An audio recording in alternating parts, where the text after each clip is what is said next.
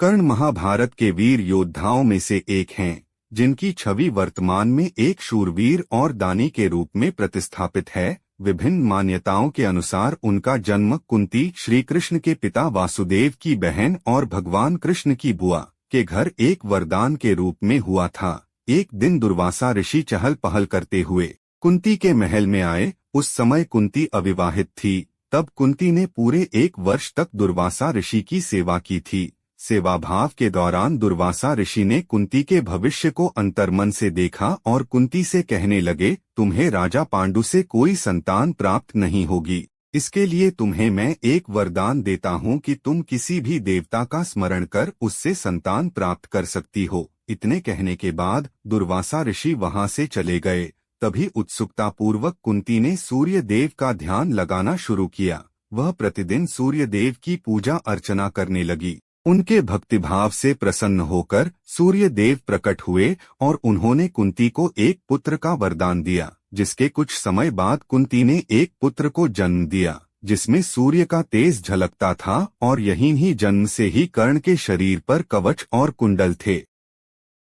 अविवाहित होने कारण लोकलाज से बचने के लिए कुंती ने अपने पुत्र को एक टोकरी में रखकर गंगा नदी में बहा दिया था। अविवाहित होने कारण लोकलाज से बचने के लिए कुंती ने अपने पुत्र को एक टोकरी में रखकर गंगा नदी में बहा दिया, जहां कुछ ही मीलों दूर महाराज धृतराष्ट्र का सारथी अधिरथ और उनकी पत्नी राधा नदी किनारे कपड़े धो रहे थे। उसी समय उन्होंने एक टोकरी को बहते देखा और नदी से बाहर ले आए, जहां उन्होंने देखा एक नन्हा सा बालक रो रहा है, जिसे देख दंपति जोड़ा काफी खुश हुआ और उन्होंने उसे गोद लेने का निर्णय किया, जिसके चलते उनका नाम वासुसेन रखा गया।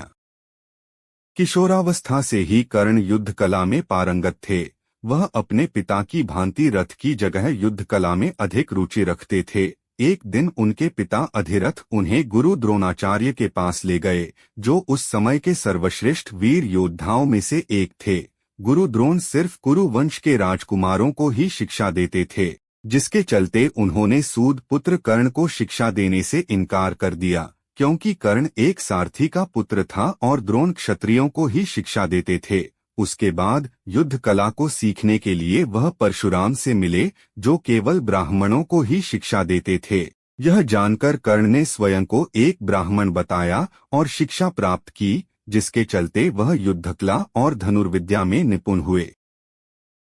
उन्होंने अपने पिता की इच्छा को पूर्ण करते हुए रुशाली नामक एक सूद पुत्री से विवाह किया। इसके बाद कर्ण ने एक और विवाह किया, जिसका नाम था सुप्रिया। इन दोनों पत्नियों से कर्ण को 9 पुत्र प्राप्त हुए। उनके 9 पुत्रों ने महाभारत के युद्ध में प्रतिभाग लिया, जिसमें वृषसेन अर्जुन के हाथों से वीरगति को प्राप्त हुए थे। वृषकेतु एकमात्र ऐसा पुत्र था जो जीवित था। युद्ध के दौरान कर्ण की मृत्यु के पश्चात रुशाली भी कर्ण की चिता पर ही सती हो गई थी। पुराणों के अनुसार जब गुरु द्रोण ने हस्तिनापुर में युद्ध पराक्रम की एक प्रतियोगिता का आयोजन करवाया, तब उस प्रतियोगिता में अर्जुन को विशेष धनुर्धारी के रूप में सम्मानित किया गया। उसी समय वहां कर्ण आ जाते हैं और वह अर्जुन के द्वारा किए गए युद्ध कौशलों को भली प्रकार से कर लेते हैं और अर्जुन को दवंद युद्ध के लिए ललकारते हैं। तभी सभा में उपस्थित कृपाचार्य कर्ण के हस्तक्षेप को निरस्त करते हुए उनसे वंश और साम्राज्य के बारे में पूछते हैं, क्योंकि दवंद युद्ध के अनुसार एक राजा ही एक राजकुमार को ललकार सकता है। उसी समय कौरवों में दुर्योधन ने जाना कि एक कर्ण ही एक योद्धा है जो अर्जुन को मात दे सकता है। इसलिए दुर्योधन कर्ण को अंगदेश का राजा घोषित करते हैं, ताकि कर्ण दवंद युद्ध के योग्य हो जाए। उसके बाद कर्ण ने दुर्योधन से पूछा कि तुम्हें इसके बदले क्या चाहिए। दुर्योधन ने जवाब दिया, मुझे तुम्हारी दोस्ती चाहिए, जिसके चलते दोनों एक एक दूसरे के घनिष्ठ मित्र बन गए। सूद पुत्र कर्ण एक उदारवादी और दानवीर योद्धा थे, जिसके चलते वह नित्य कर्म सूर्य भगवान की पूजा अर्चना करते थे। आस्था के प्रति विश्वास रखते हुए कर्ण धर्म के प्रत्येक कर्मकांडों को करते थे। उनकी वीरता के किस्से आज भी विभिन्न पुराणों में विद्यमान हैं। अंगराज का राजा बनने के पश्चात कर्ण सूर्य देव की उपासना के बाद दान करते थे। उन्होंने अपनी माता को यह वचन दिया कि महायुद्ध के दौरान वह अर्जुन के अतिरिक्त और किसी पांडव का वध नहीं करूंगा। जिसके चलते उन्होंने अर्जुन के वध के लिए देवराज इंद्र से इंद्रास्त्र भी मांगा था। कर्ण ने कलिंगा की रानी भानुमति का दुर्योधन से विवाह करने में सहायता की थी। जब दुर्योधन स्वयंवर के दौरान राजकुमारी का अपहरण कर लेते हैं, उस समय कर्ण ने ही सैनिकों से युद्ध लड़ा था, जिसमें भीष्मका, वक्रा, कपोटार्मन, नीला, रुक्मी, श्रृंगा, अशोक, सतधनवान इत्यादि महान शासकों को कर्ण ने पराजित किया। उसके बाद मगध के राजा जरासंध ने कर्ण को युद्ध करने के लिए चुनौती दी, जिसके चलते कर्ण और जरासंध के मध्य कुश्ती हुई, जिसमें कर्ण ने जरासंध को पराजित कर दिया। कर्ण से पराजित होने के बाद जरासंध ने कर्ण को मालिनी राज्य भेंट स्वरूप दिया। उस विजय से कर्ण बहुत लोकप्रिय हुए। मालिनी राज्य के सिंहासन पर बैठने के बाद कर्ण ने एक शपथ ली कि मेरे दरबार से कोई भी व्यक्ति खाली हाथ नहीं जाएगा। वह कभी भी शकुनी के द्वारा नियोजित छलकपट की नीति से पांडवों को हराने के पक्ष में नहीं थे, जिसके चलते वह सदा ही युद्ध के पक्ष में थे। वह हमेशा दुर्योधन को युद्ध के द्वारा पांडवों को पराजित करने का आग्रह करते थे, जिसके कारण वह दुर्योधन को खुश करने के लिए चौसर के खेल में सम्मिलित हुए, जिसके कारण द्रौपदी चीर हरण की घटना रूपांतरित हुई। उसके बाद भीम ने यह प्रतिज्ञा ली कि वह अकेले ही युद्ध में दुर्योधन और उसके सभी भाइयों का वध करेगा। तभी अर्जुन ने कर्ण का वध करने की प्रतिज्ञा ली।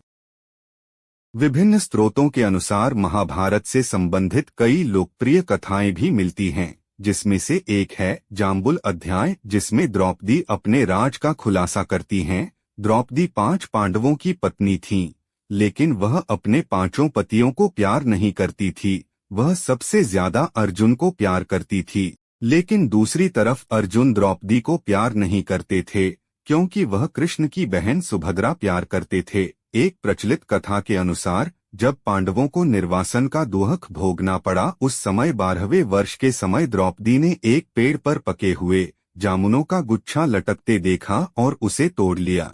जैसे ही द्रौपदी ने गुच्छे को तोड़ा, तभी वहां भगवान कृष्ण पहुंच गए। भगवान श्री कृष्ण ने बताया कि इस फल के सेवन से एक साधु अपने 12 साल का उपवास तोड़ने वाले था। चूंकि अब यह फल तुमने तोड़ लिया है, जिससे पांडव उस साधु के प्रकोप का शिकार होंगे। यह सुनकर पांडवों ने श्री कृष्ण से सहायता मांगी। इतना कहने पर भगवान श्री कृष्ण ने पांडवों से कहा कि इसके लिए सभी को पेड़ के नीचे जाकर केवल सत्य वचन ही बोलने होंगे, तभी फल अपने स्थान पर दोबारा लग सकता है। इतना कहने पर श्री कृष्ण ने फल को पेड़ के नीचे रख दिया गया और बारी बारी सभी को बुलाया।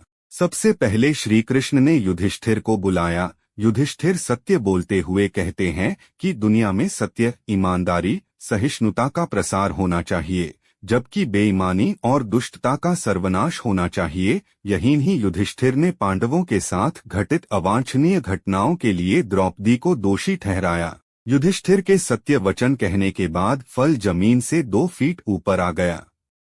उसके बाद भीम को बोलने के लिए कहा गया और श्री कृष्ण के द्वारा चेतावनी दी गई कि अगर तुमने झूठ बोला तो फल जलकर राख हो जाएगा।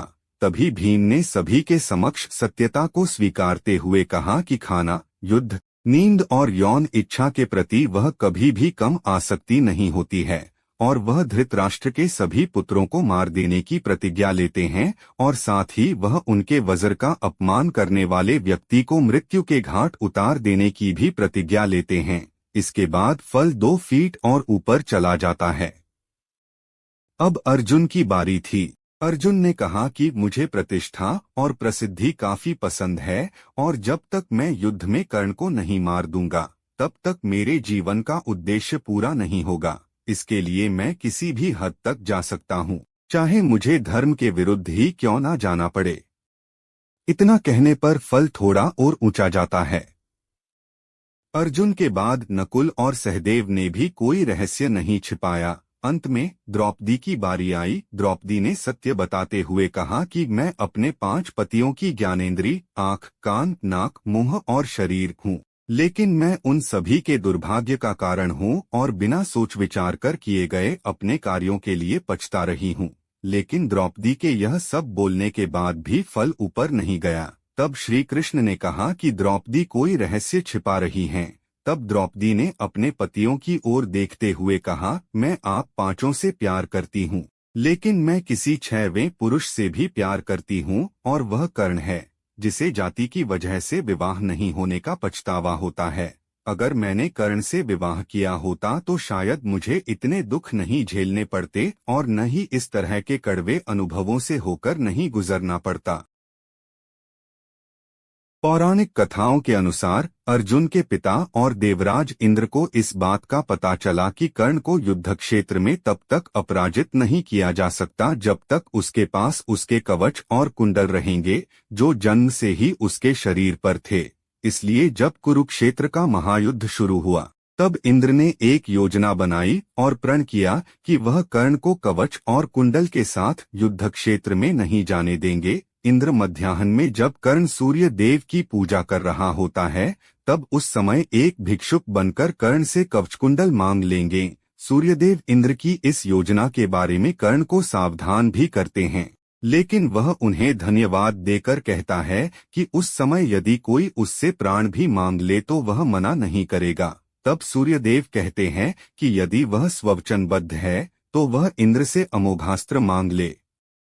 तब अपनी योजनानुसार इंद्रदेव एक भिक्षुक का भेष बनाकर कर्ण से कवच और कुंडल मांग लेते हैं। चेतावनी मिलने के बाद भी कर्ण मना नहीं करता और खुशी खुशी अपना कवचकुंडल दान कर देता है। तब कर्ण की इस दानप्रियता पर प्रसन्न होकर वह उसे कुछ मांग लेने के लिए कहते हैं, लेकिन कर्ण यह कहते हुए कि दान देने के बाद कुछ मांग लेना दान की गरिमा के विरुद्ध है, मना कर देते हैं। इतना सुनने के बाद इंद्र कर्ण को अपना शक्तिशाली अस्त्र वासवी प्रदान करते हैं, जिसका प्रयोग वह केवल एक बार ही कर सकता था। इसके बाद कर्ण का एक और नाम वैकर्तन पड़ा। युद्ध के दौरान जब कर्ण के रथ का एक पहिया धरती में धंस जाता, धरती माता के श्राप के कारण है, तब वह अपने दैवीय अस्त्रों के प्रयोग में असमर्थ हो जाता है, जैसा कि उसके गुरु परशुराम का श्राप था। उस समय कर्ण अपने रथ के पहिए को निकालने के लिए नीचे उतरता है और अर्जुन से आग्रह करता है कि वह युद्ध के नियमों का पालना करते हुए कुछ देर के लिए बाण चलाना बंद कर दे। तभी श्री कृष्ण ने अर्जुन से कहा कि कर्ण को कोई अधिकार नहीं है कि वह अब युद्ध नियमों और धर्म की बात करे, क्योंकि अभिमन्यु के वध के समय कर्ण ने भी किसी भी युद्ध नियम और धर्म का पालन नहीं किया था। तब कहा गया था कर्ण का धर्म जब उसने दिव्यजन्मा द्रौपदी का जन्म हवन कुंड से हुआ था। द्रौपदी को पूरी कुरुराज सभा के समक्ष वैश्या कहा था। इतना सुनकर अर्जुन ने कहा कि कर्ण अभी असहाय है ब्राह्मण के श्राप अनुसार, इसलिए वह बाण नहीं चलाएगा। तभी श्री कृष्ण ने अर्जुन से कहा, इस निर्णायक मोड़ पर अभी कर्ण को नहीं मारा गया तो संभवतः पांडव उसे कभी भी नहीं मार सकेंगे और यह युद्ध कभी भी नहीं जीता जा सकेगा। तब अर्जुन ने एक दैवीय अस्त्र का उपयोग करते हुए कर्ण का सिर धड़ से अलग कर दिया। कर्ण के शरीर के भूमि पर गिरने के बाद एक ज्योति कर्ण के शरीर से निकली और सूर्य में समाहित हो गई।